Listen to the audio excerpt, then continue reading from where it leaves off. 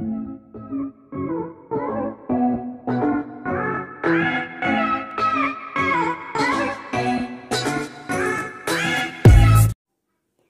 guys, good morning, good afternoon, good evening. Welcome back to my YouTube channel. Depend on where you dey watch me from. If it be morning, if it be afternoon, if it be evening, depend on where you dey. You are welcome back to my YouTube channel.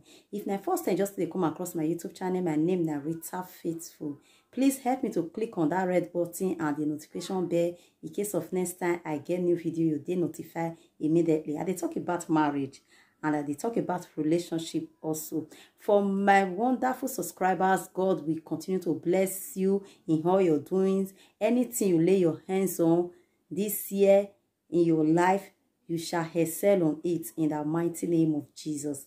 So, and I'm not going to still forget, for people when they help me to share my video and who they help me, they thumbs up also.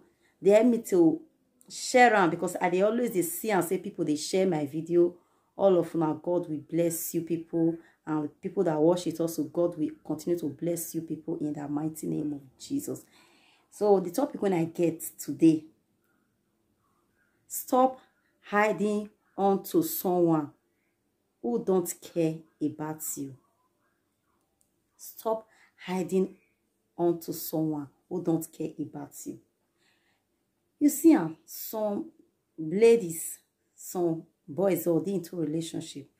They will not see that relationship, that person, it not really love them. But they force themselves into that person. Tomorrow it will change. Tomorrow it will change. Stop her, because that person not really love you. And some relationships today, if that girl say, he not really like that boy or not be the person when he wants to spend the rest of her life with, he go they treat the boy anyhow. Also, the same thing go to the boy also. Go they treat the girl anyhow. And they not good. So what I want to tell us today, now be dating, you're supposed to date somebody who care about you, who love you for who you are. Now you're supposed to date. Not be one they pretend they follow you. And you yourself, you go see and say, that relationship, pretend they that relationship. You stop. Stop that relationship. Not force yourself into any relationship when you know say it not go work for you. When you know say it not go work for you, don't force yourself into any relationship at all. Date somebody when you know say he go really love you for who you are. No matter what.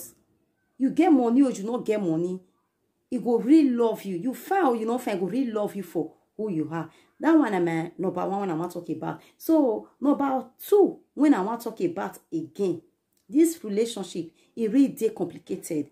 You know why I talk? Because who you really want, not really wants you. That is relationship of it. Who you really want, not really wants you. That make I always talking for my video. God could definitely bring your own for you. That make me title this topic today. Stop hiding yourself into a relationship when you know say it not go work for you. Because your whole they come for front, and definitely God will bring your whole come for you. God will bring your whole come for you. So another one when I want to talk about people when they treat relationship, you dey relationship into a relationship, you dey treat that boy anyhow because say you not love her. You dey treat that girl anyhow because say you not love her, or now she love you past, or now the boy love you past. You go dey treat her anyhow. But today, what I want to talk about, what I want to tell those people today, don't forget who you treat bad today. Tomorrow you can find that person. You will find that person help tomorrow. You don't know this life now turn around. You feel jam that person for where, for example, you they look for work they go. Who you use, you really dump, you use that anyhow, you dump and finish. For example, you they look for work tomorrow. You feel find work, go that person office tomorrow, you don't know.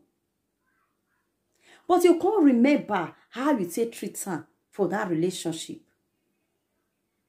You feel dey into stress tomorrow. That person now go fit still help you. You know. But may we dey careful how we say they treat our fellow human being. Especially in relationship. Dey careful how you say they treat people. Dey careful how you say they treat people around you.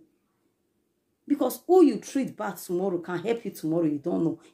Who you treat bad today can help you tomorrow, you don't know. So let us be careful how you treat people. And another thing, you dey into relationship, you dey date girl, you dey, let me start with, you dey date girl, for example. I want to ask you, my brother, for example, you dey treat that girl bad. That girl can't be, if na your sister, you see and say, somebody outside, they treat am bad for relationship. You, the guy, you dey happy for waiting the girl they pass through for your hand. You know, go dey happy if your sister say they pass through the same thing. Also, the girl also, you dey date boy. You know, say, okay, that boy, because of money, you dey date the boy. You know, say, your mind not dey with that boy. You know, say, you know, want marry that boy.